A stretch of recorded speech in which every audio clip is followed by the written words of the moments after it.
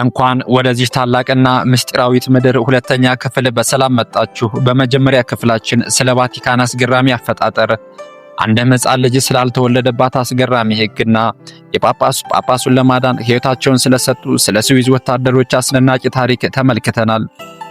ነገር ግን የቫቲካን ትልቁ ምስጢር ገና አልተገለጠም። ከግዙፎቹ ቁጥሮቿ በታች በብረትና በበረዶ የተቆለፉ የምድር ውስጥ ክፍሎች ምን ይዘው ይሆን? ሳይንቲስቱ ጋሊሊዮ ጋሊሊ መሬት በፀሐይ ዙሪያ ነው የምትዞረው በማለቱ የተከሰሰበት እውነተኛ የፍርድ ሂደትስ ምን ይመስል ነበረ? ዛሬ በሁለተኛውና በመጨረሻው ክፍል በዓለም ላይ እጅግ አነጋጋሪ በሆነው የታሪክ ማህደር ፍተሻችን ወደ ቫቲካን እምብርት በጥልቀት በመግባት በዓለም የተደበቁ ታላላቅ ምስጢራትን አንድ ባንድ የምንፈትሽ ይሆናል። ዝግጁ ከሆናችሁ በቀጥታ ወደ ታሪኩ እንቀጥል።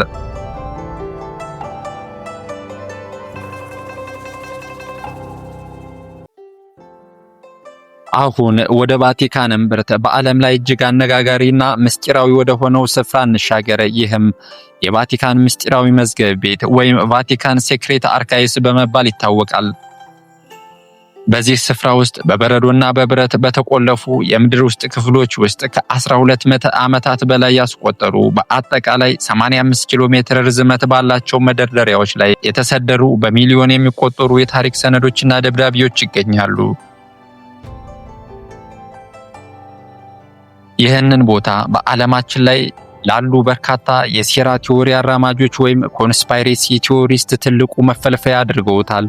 ብዙዎቹ በዚህ ቦታ ውስጥ የሰይጣን መጻፍ፣ የባዕድ ፍጥረታት ወይም ኤሊያንስ መኖራቸውን የሚያረጋግጡ መረጃዎች ወይም የኢየሱስ ክርስቶስ እውነተኛ የደም ሐረግ ታሪክ ተደብቆ ይገኛል ብለው ያምናሉ። ነገር ግን እውነተኛው ነገር ከዚህ የተለየ ነው።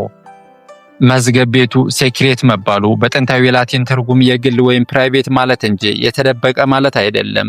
ይህ ቦታ የጳጳሳቱ የግል ሰነድ ማስቀመጫ ነው። ዛሬ ላይ ለታወቁና ለተመረጡ ከፍተኛ ተመራማሪዎችና ፕሮፌሰሮች ቦታው ክፍት የተደረገ ቢሆንም ማንም ሰው ግን በነፃነት ገብቶ መደርደሪያዎችን የመፈተሽ መብት የለውም።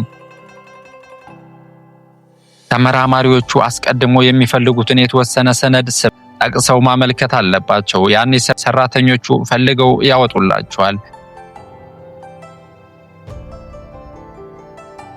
በዚህ መዝገብ ቤት ውስጥ ካሉት አስገራሚ ሰነዶች መካከል ታዋቂው ሳይንቲስት ጋሊሊዮ ጋሊሊ መሬት በፀሐይ ዙሪያ ነው የምትዞረው ብሎ በመናገሩ ምክንያት በቤተ ክርስቲያን ተከሶ ለፍርድ የቀረበበትና የፊርማው ሰነድ ይገኛል። ቤተ ክርስቲያን በወቅቱ ጋሊሊዮን የከሰሰችበት ምክንያት የእሱ ሳይንሳዊ ግኝት መጽሐፍ ቅዱስ መሬት አትነቃነቅም ከሚለው ቃል ጋር በቀጥታ ይጋጫል ብለው ስላመኑና ይህ አስተሳሰብ የሰዎችን ሃይማኖታዊ እምነት ያናውጣል ብለው በመስጋታቸው ነበረ። በመሆኑም ጋሊሊዮ ሐሳቡን በይፋ እንዲክድ አስገደዱት። እሱ ግን ሳይቀይር በመቅረቱ በቁም እስር እንዲቀጣ ተደርጓል።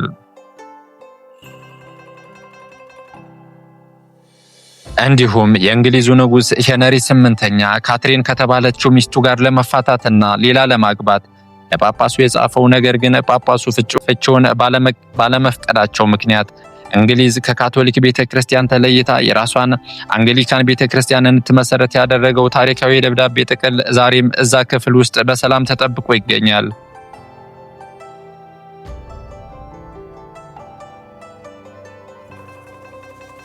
ቫቲካን በቆዳ ስፋቷ እጅግ አነስተኛ ብትሆንም በውስጡ የያዘችው የኪነ ጥበብና የሀብት ክምችት ግን ከዓለማችን ግዙፍ ሀገራት ጋር እንኳን የማይነጻጸር ነው። የሀገሪቱ አጠቃላይ ስፋት 0.49 ካሬ ኪሎ ሜትር ብቻ ነው። ይህ ማለት ሞላዋን ቫቲካንን በእግር ዙሪያዋን ለመዞር ከአንድ ሰዓት ያነሰ ጊዜ ነው የሚፈጀው። ነገር ግን በዚች ጠባብ ምድር ውስጥ ያሉት የሙዚየም ስብስቦች፣ የሚካኤል አንጀሎ ድንቅ የስዕል ስራዎች ያረፉበት ዋጋቸው በገንዘብ የማይተመን የታሪክ ሀብቶች ናቸው።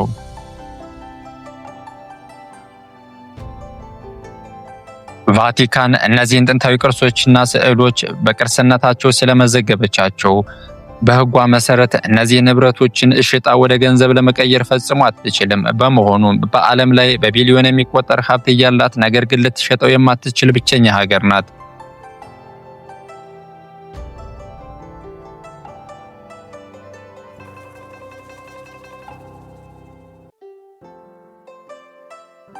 ሌላው የሚገርመው ተቃርኖ ቫቲካን የራሷ ዱካቲ ሳንቲሞችና ዩሮዎች ያሏት ሲሆን እነዚህ ሳንቲሞች በብዛት የማይታተሙ በመሆናቸው በዓለም ዙሪያ ባሉ የቅርሶችና የሳንቲም አፍቃሪያን ዘንድ እጅግ ውድ በሆነ ዋጋ ይሸጣሉ። ሀገሪቱ ገቢ የምታገኘው ከሙዚየም ትኬት ሽያጭ፣ ከፖስታ ቴምፕሮች፣ ከጎብኚዎች መዋጮ ወይም ፒተርስ ፔንስ እና ከተለያዩ የኢንቨስትመንት ስራዎች ነው። በሀገሪቱ ውስጥ ምንም አይነት ታክስ ወይም ግብር የሚባል ነገር ፈጽሞ የለም። በውስጧ የሚገኙ ሱቆችና የነዳጅ ማደያዎች ከቀረጽ ነፃ ወይም ዲዩቲ ፍሪ ስለሆኑ በሮማ ከተማ የሚኖሩ የጣሊያን ዜጎች ሳይቀሩ ወደ ቫቲካን ቅጥር እየገቡ ርካሽ ነዳጅና ዕቃዎችን ለመግዛት ይሻማሉ። ነገር ግን ይህንን ለማድረግ ልዩ የቫቲካን መታወቂያ መያዝ ግድ ይላል።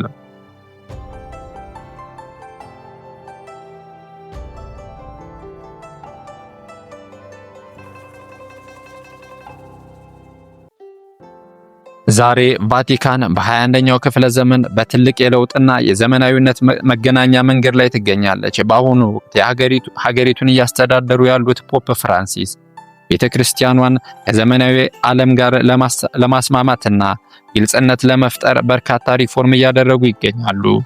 የቫቲካን ባንክ ከዚህ ቀደም ከነበረበት የገንዘብ ማጭበርበርና ሚስጥራዊነት ስም ወጥቶ አሁን ላይ ለዓለም አቀፍ የፋይናንስ ሕጎች ተገዥ እንዲሆንና ሙሉ በሙሉ በኮምፒውተርና በዘመናዊ ኦዲት እንዲመራ ተደርጓል።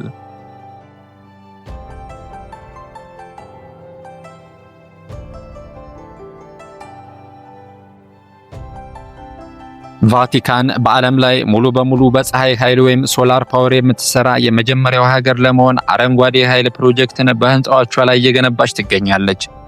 ይህች ጥንታዊትና ምስጢራዊ ምድር ምንም እንኳን በዓለም ፖለቲካ ውስጥ ወታደራዊ ኃይል ባይኖራትም ያላት የሞራልና የሃይማኖት ስልጣን ግን ዛሬም ድረስ በዓለም አቀፍ ዲፕሎማሲ ውስጥ ትልቅ ሚና እንድትጫወት ያደርጋታል።